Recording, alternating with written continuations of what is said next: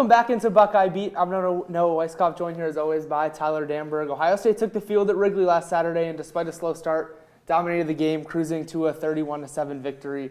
To open the contest, the Wildcat offense drove down the field twice. The first resulted in a fumble and recovery by Ohio State, but the second resulted in 7 points. After that, it seemed like Ohio State got going. The offense put forth a long touchdown drive followed by a blocked punt and another score right after. But all in all, as expected, the Buckeyes dominated in Chicago. The storyline here, though, Carnell Tate originally from Chicago and returned home in front of 30 to 40 friends and family members watching him.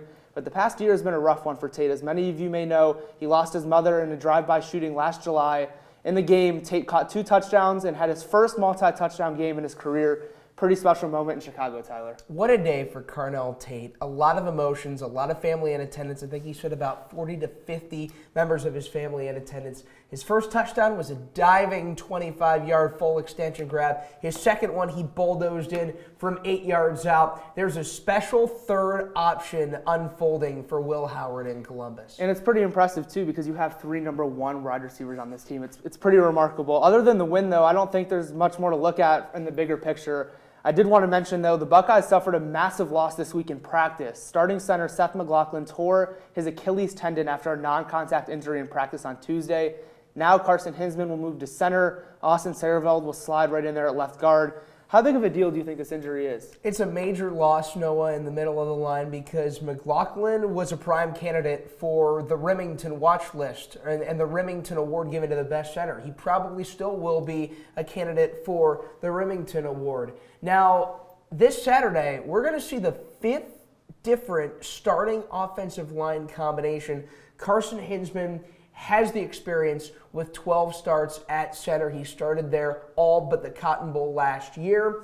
But nonetheless, it's not an ideal scenario. However, Hinsman has proven his value this year, stepping in to fill in at left guard, starting against Penn State and beyond. He's been that valuable plug-and-play guy on that O-line. Now it feels like a big turning point here in this season as we look forward. Obviously a massive game for Ohio State this weekend. The team will host number 5 Indiana. Get this, Tyler. Ohio State's 3rd top 5 matchup already in 2024.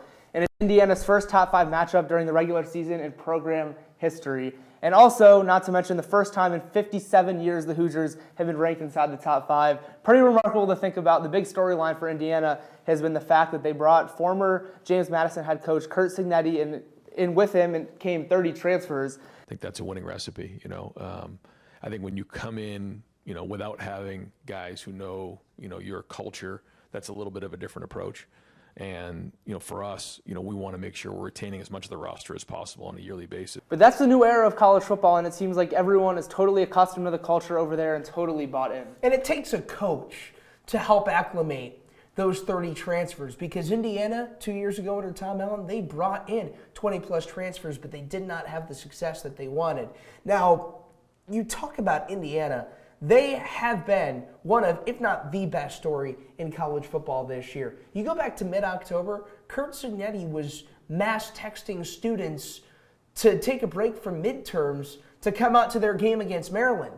Fast forward to late November, they're selling out Memorial Stadium, and they're for real. The one critique about the Hoosiers is their strength of schedule. That's 106th in the country. Now, granted, when you have Washington and Michigan going into your schedule in the preseason, you're thinking that, well, the Hoosiers are going to get tested. Who would have thought that Washington and Michigan would have the seasons that they have been?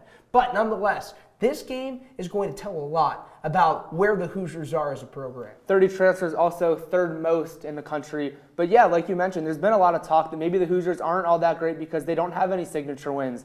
They beat Michigan, they decimated Nebraska, and their team has been pretty impressive outside of that. Of course, Indiana's led by quarterback Curtis Rourke. Rourke played previously at Ohio University for 5 seasons and is now in his 6th at Indiana. We know he can throw. He's top 4 in the Big Ten in completion percentage, touchdowns, interceptions. Defensive coordinator Jim Knowles had high praise for the 24-year-old. He's extremely efficient, calm in the pocket and very efficient. Now, also a big thing to watch for is Rourke's rushing ability. In his career with the Bobcats, Rourke rushed for over 800 yards, but hasn't had to do it too often this season at Indiana with its blowouts, but something to monitor. Defensively, Tyler, this team leads the Big Ten in sacks. How do you think their front can pose a threat to Ohio State's now new offensive line, and what stands out? Partner, they're all over the place, wreaking havoc, and that's a big assignment for Ohio State's offensive line. 9 different players have recorded a sack this year, and then there's Mikhail Kamara, who followed Kurt Signetti from James Madison. He leads the Big Ten with 9.5 sacks. He leads college football with 57 pressures. Kamara is the real deal, and that's going to be a big, big duty for right tackle Josh Fryer and right guard Tegris Shabola to try and keep Kamara in check. How about we get into our picks? Number 2, Ohio State. Number 5, Indiana. The betting spread last I checked was right around 12-13. I think this game is high scoring. Indiana has several receivers that are very talented, and their passing game is special with Rourke. When you pair that Hoosiers defensive front against another new offensive front for Ohio State, I think that can be dangerous territory to get into.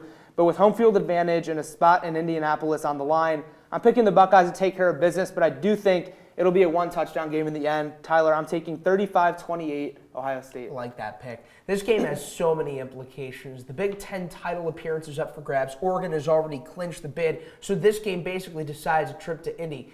If this is Indiana's lone loss, though, and they miss out on the Big Ten championship, how will they fit in the playoff picture? If Ohio State loses, that's 2 losses, but to number 1 and number 5. I think Ohio State wins this one 40-35. We get the shootout that I think everybody is so badly wanted. But I do think Indiana's going to have a late game drive. Curtis Rourke trudges the Hoosiers up the field, but I think it's a game-ending interception. I'd just like to go to the Rose Bowl when Ohio State beat Indiana back in the day. I think that could have a similar result. Well, that's going to do it for another episode of Buckeye Beat. A big one coming up this weekend, as we mentioned, with ESPN College Game Day on campus, big noon kickoff, although it wouldn't be a week without big noon kickoff at this point. For Tyler Danburg, I'm Noah Weiskopf. Enjoy the game.